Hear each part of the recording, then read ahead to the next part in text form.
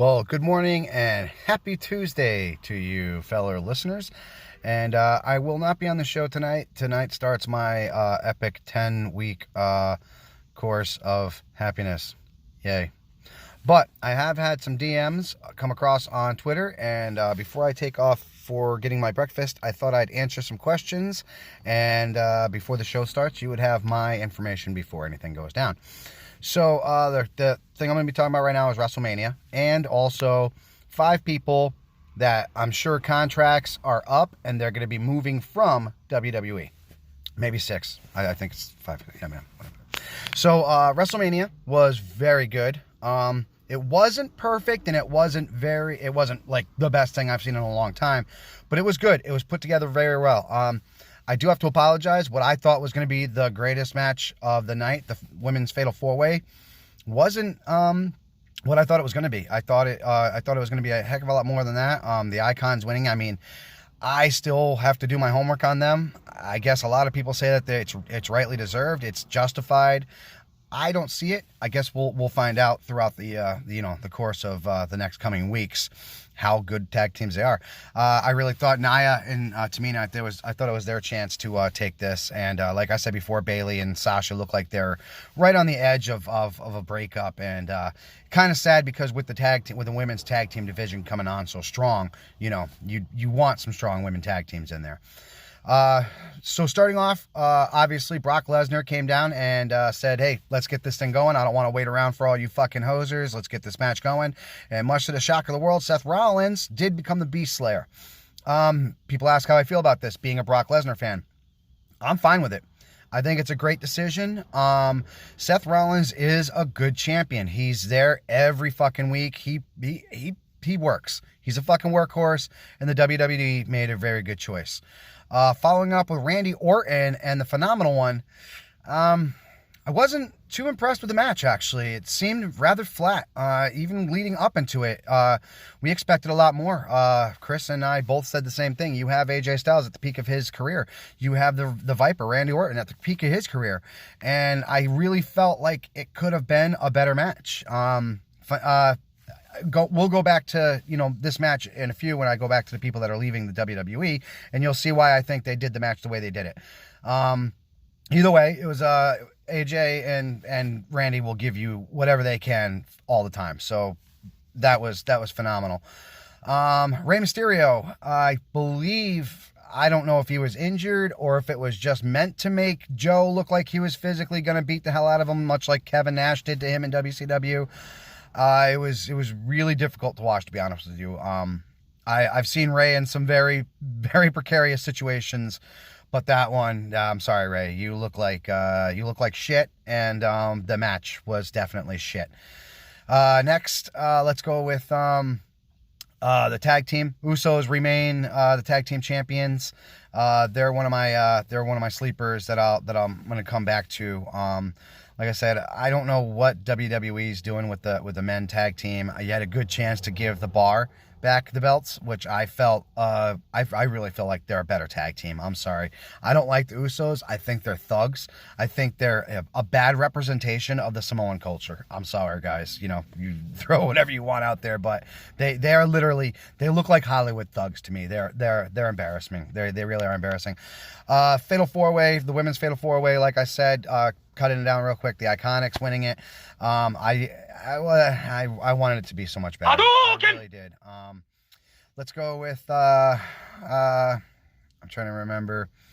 Got a couple little small ones up in there. Oh, obviously, the main event, Daniel Bryan, Kofi Kingston. Congratulations, Kofi Kingston. The WWE did not fuck up, and they actually hooked you up, which I'm ecstatic about. Truly ecstatic about, because Kofi, you deserve it, and that does actually make you one of the ones that has the Triple Crown. So don't forget that, people. Kofi Kingston is a real deal. Whether they want to fucking promote him or not and do whatever they want to do with him, that's Kofi Kingston. Congratulations. You deserve it. You deserve everything you got. The Thugonomics is back. John Cena bringing back the heel. I love it. I fucking love it, John. I thought you were out the door, to be honest with you. I thought you were going to bring Thugonomics somewhere else. You shocked the hell out of me, and you brought Thugonomics back to WrestleMania 35. Fucking phenomenal, dude. Phenomenal. Loved it. Obviously, the three-way, the women's three-way, fucking amazing. Probably the best match of the night. Those women gave their all. And once again, we're going to go back to that because one of those people is one of the ones of my 5 people that are leaving the WWE.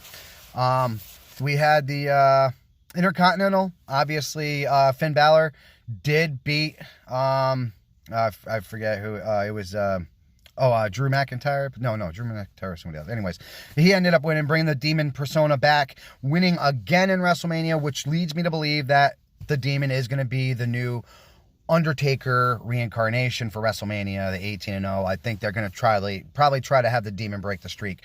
As we said it before, Finn Balor, I don't think he likes to do the get-up as much. Even Ed said it's got to be hard to wrestle with all that makeup. It's a pain in the ass. And you do see he's a different person, obviously, when he does turn on the persona of the Demon. I don't think he's a big fan of the persona. I think he likes what it brings to the table. I know I'm missing something here. But obviously it wasn't that good of a fucking match if I can't remember it. So pretty much breaking it all down, WrestleMania was good. Shinsuke Nakamura, the men's battle royal there, Braun Strowman winning that. I mean, that was a joke. We'll go back to him too. Shinsuke Nakamura, same thing. He just, they don't know what the fuck they're doing. He was in the tag team with Rusev. It was like, what the fuck? Anyways, so let me get to my list, so I can go get our breakfast and do this shit. Top 5 people, the 5 people that the contracts are running out. Randy Orton, his contract is up in April. Look to him to go to AEW. I'm telling you right now, it's a no-brainer, man.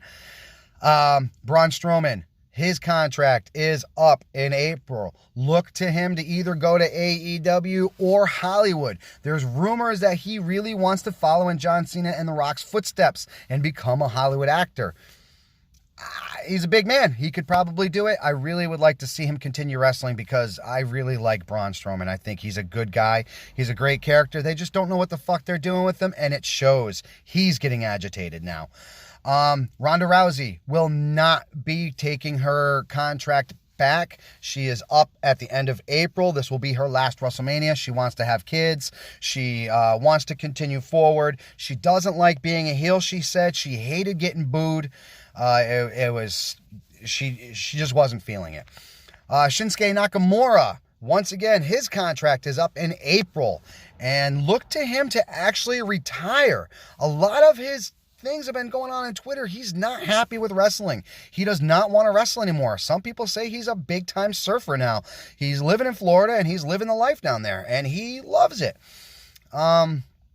So we got Ronda, we got Braun, Brock Lesnar, obviously. He's got a big UFC fight coming up in October, and Dana White said, I don't want any WWE involvement. It's either UFC or WWE. You take your choice. Brock made his choice. He's going UFC.